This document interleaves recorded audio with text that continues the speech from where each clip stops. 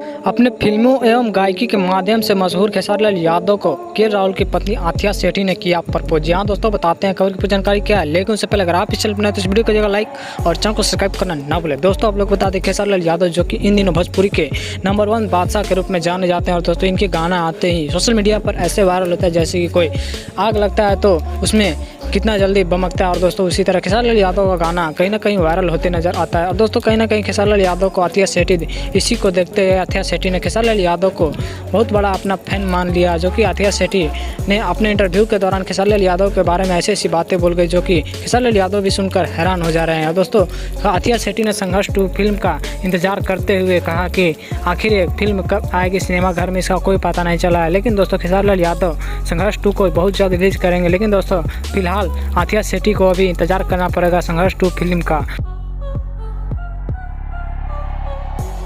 लेकिन दोस्तों आप लोग आथिया सेठी कितने बड़े वाले फैन और के राहुल को कितना दिल से चाहते हैं, कमेंट बॉक्स में जरूर लिखिए। और खेसारी लाल यादव को आथिया सेठी का प्रपोजल एक्सेप्ट करना चाहिए या नहीं, ये भी कमेंट बॉक्स में जरूर लिखिएगा। और अगर चैनल पर नए होंगे चैनल को सब्सक्राइब करना ना भूलें।